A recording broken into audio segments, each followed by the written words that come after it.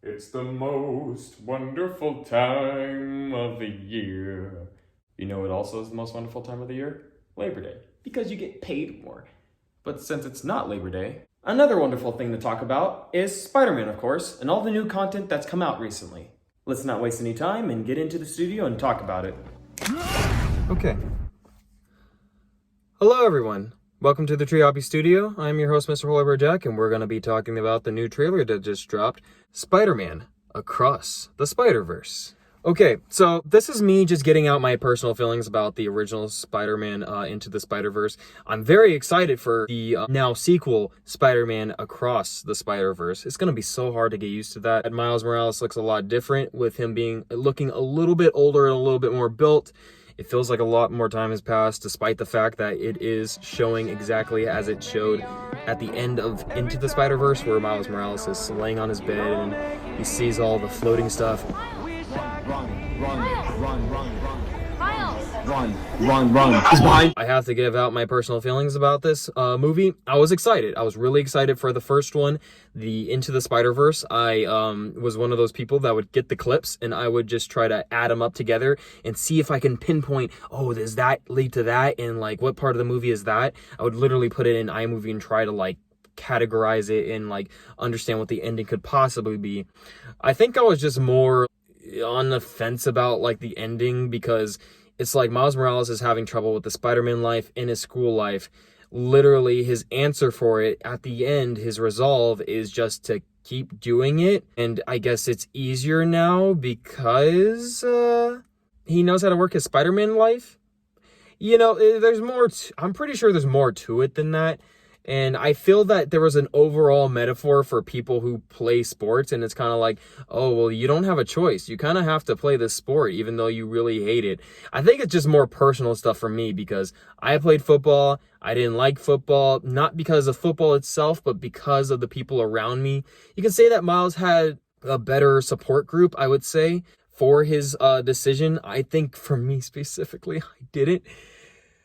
But you know, that's a whole different story. Either way, Miles Morales has time to just rest at home, not at his dorm room. I'm just like, bro, you're like at this top tier school. You don't have time to rest. Like, even if you're a college athlete, you're on the clock. So let's just assume that it's like the holidays and he's back home and he's just like, oh, I just want this one moment where I get to rest in my room like I did in my old days. And then, you know, Gwen Stacy comes around and is like, hey, Miles, like, what's going on? I literally didn't even, like, text you or call you from the netherworld. Just like, how could you blame her? It's through a different universe. She comes back. She just barges into this guy's home again. But he also still draws in his sketchbook, which I found super relatable. He even has the same desk as I do. Yeah, he's the Black Spider-Man. But it's like they never really gave him much of his own character or his own identity. That's something that builds over time. We essentially have Miles who loves to draw, and he even did a reiteration of his suit, because obviously the old suit, I mean, this guy skips to him going into the multiverse, the ring thingies, and then he's, I guess, duking it out with a different version of Miguel O'Hara. I wonder what's going on there. Why is he fighting him? Like, again, my opinions about the first one, I don't have any real issues with it. It's just mostly personal things. Just me, like, because it was like, at the time, I was going through so much. I was going through so much cognitive dissonance about quitting football and then just kind of just going with my art, like full run, or anything else besides football, to be honest. Oh. How does that feel? How does that feel? So good though, right? Dynamite. And it's like this movie basically like threw in my face, like, no, your body, you're meant to play football. That's the only thing that you'll be good for. That's the kind of feeling I got from the movie, and it felt like a kind of black message in that sense, where it's like they promote, even if like a student athlete who's black doesn't like football, it's like, I know that some parents are thinking that's the only life for them. And the question of answering that is really hard, because then, you know, ultimately, all right, so I'm going to go into the real world. I'm going to do it without this, you know, this either football or Spider-Man thing, I guess, as a metaphor.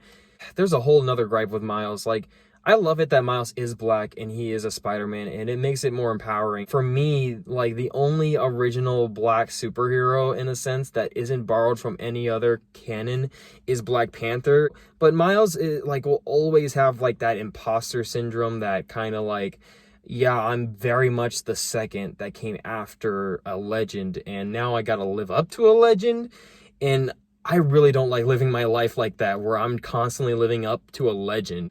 Yeah, I create fruits of labor, but it literally took me giving up on the idea that the creator of One Piece is, like, that good at doing what he does, and just realizing that I can do the same thing without getting paid. And then that's how I ended up kind of just being comfortable doing my own thing with my own comic. Is it just as good? I don't care. I really don't mind, because I love my story regardless. Just like how Miles should just like his life, no matter if he stacks up to the real Peter Parker or whatever, you know? Again, I love the fact that this Miles takes it into his own hands as far as finding his own identity and finding his own Spider-Man to be. Like, he literally just he covered his whole suit in his graffiti art, and I was just like, oh, like, that's just so awesome. It's just so cool.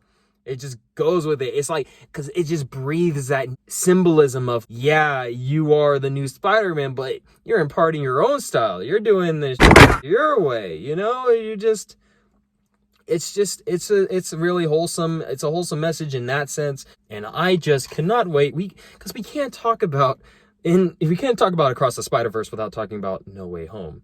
No Way Home. I'm excited for that. I'm excited to see my favorite Spider-Man, Tobey Maguire, Andrew Garfield, and Tom Holland all kicking ass at the same time against the Sinister Six, as they are called. I'm excited for that. I'm excited to see that on screen. Try to make sure I don't watch these trailers over and over again, so I piece it together and then I lose excitement for the movie, I swear to God. But yeah, I really hope that we get, you know, the Spider-Verse going into there. In fact, that'd be kind of amazing if, you know, you have this movie, Across the Spider-Verse, as part 1, and then part 2 is just coincidentally No Way Home. But that wouldn't make sense as far as movies and sales and all that kind of junk. You know, press the like button, you know, first, you know, click off this video. Yeah, okay. All right, and then, yeah, yeah. Jimmy, that's right, you know what to do. But either way, that's pretty much it. Hope you guys enjoyed it. Hope you guys enjoyed the editing that I do on this channel. And be sure to subscribe. I'll talk about more nerd stuff. Probably nerd stuff that you're probably not even really into. Alrighty, see you guys later. Mr. Blubberjack signing out, and peace. And you don't stop dreaming because you get old. You get old because you stop dreaming. So, dream on. Anyways, see you guys later. Bye-bye.